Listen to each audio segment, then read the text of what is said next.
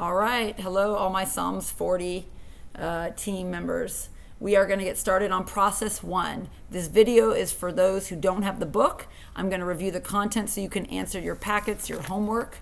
It is a little bit of homework in here, but it will be so worth it. So we're going to review process one, and process one is all about change. Okay, you've come here for a reason. You're interested in this program, so you've already kind of took a step into this. But we are going to talk about how we're made for change, right? So we have to understand that as God, if you read in the Bible, one of the first things he does is he creates. He's a creator, right? And all of creation is subject to change. It has never stopped. He didn't just do everything and then we all just remained and the plants remained and then the people remained the same. We are constantly changing, evolving into something else. We are designed to change. It is in our nature, okay? So you cannot escape it, all right? So in order for us to change, whether it be in the world or spiritually, we have to come to these terms, and some of us kind of walk around looking and at other people, and if you're constantly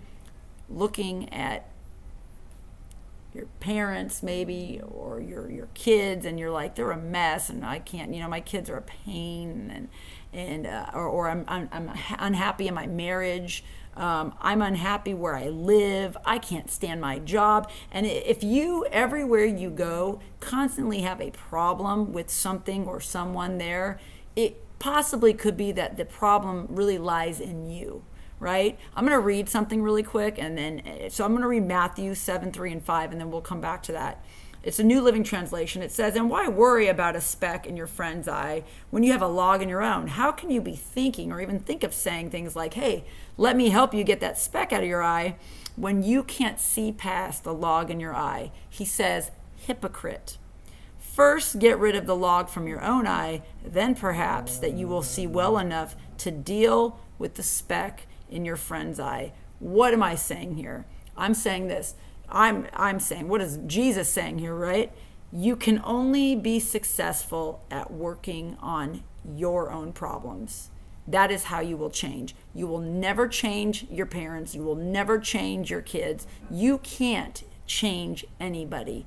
God is going to be the one to do that. The only thing you can do is change you and allow God to work in you. And it's really by taking accountability for your issues, okay? If you're not changing, the opposite of that is stagnation. Stagnation is not a healthy place to be. So like, if you ever seen those people in life that just seem really like confident and they know what they're doing and they're kind of walking through life, and it's like, man, I wish I had that, right? I wish I was able to do that. Healthy people, they're not necessarily, they don't have it all together. They don't. Okay, they just have identified that they have to work on something. They have a problem in their life and they are willing to work on it, and they've created a plan. So that's really where we need to be, okay? If you're not changing or thinking about changing, then you're just kind of remaining stagnant. And like stagnant water, it's not a healthy type of water, right? It's not a water you're going to drink from. It's not going to be clear. Things start to grow in it, algae, bacteria, disease. It's just not. And we need to really think of where we are spiritually.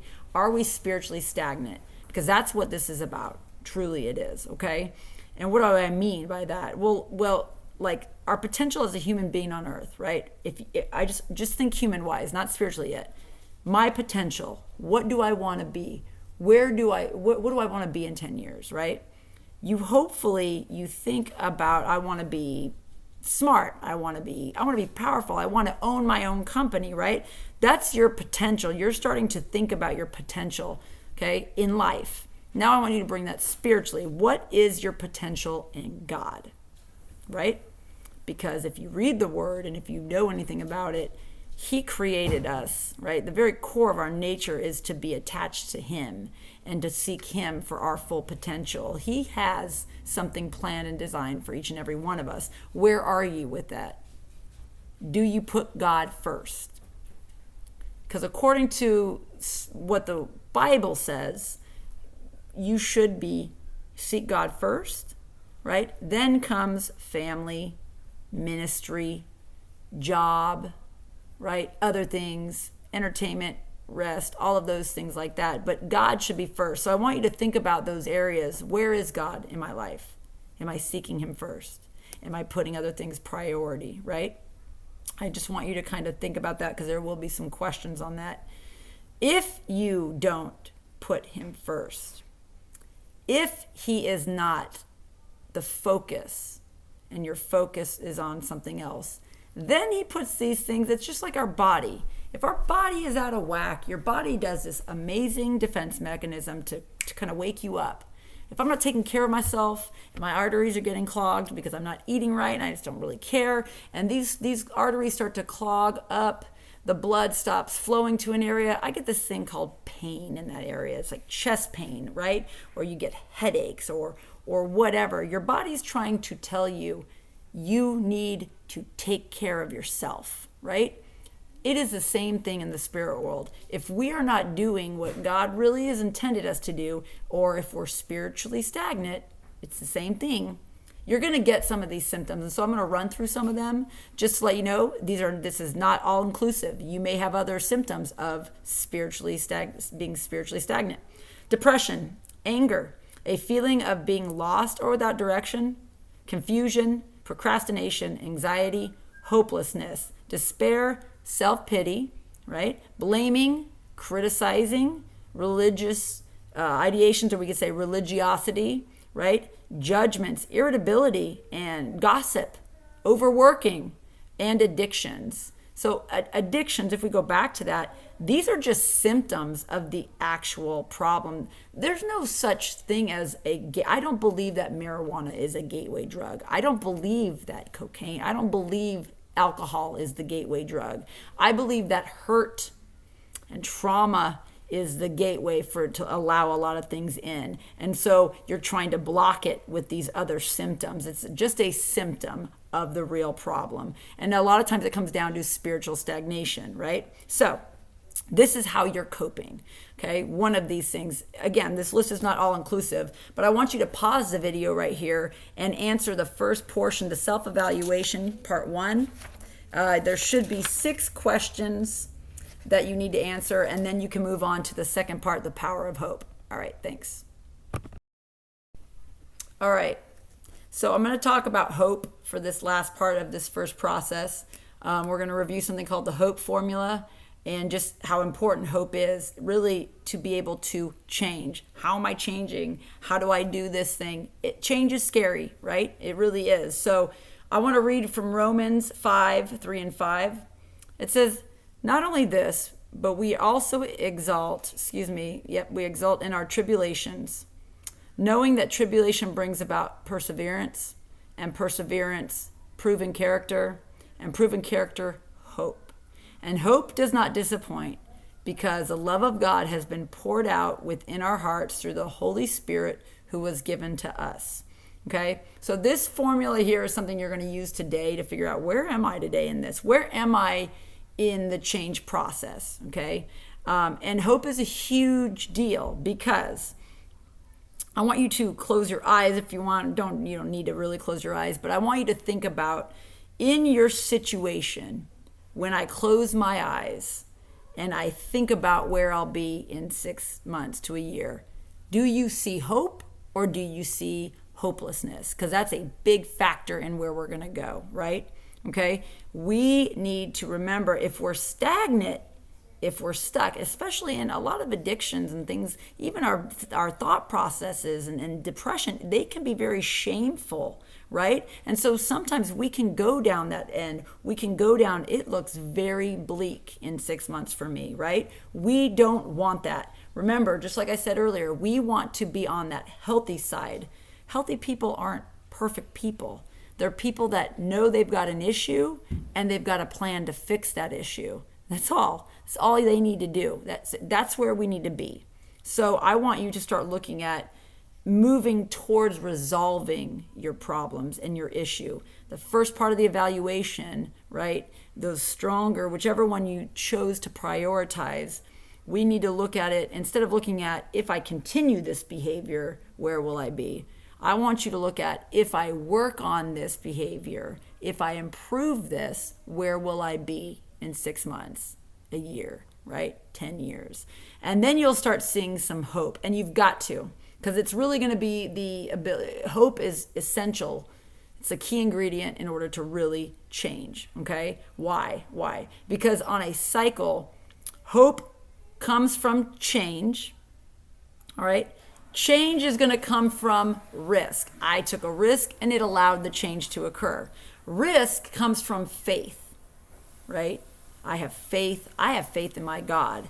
I have faith that he has me, that he's going to take care of me, so I'm going to step out and take that risk, right? So faith will give you hope. We hear it. Faith is, right, the hope of, right, things not seen, right? Sorry, it's my kid back there.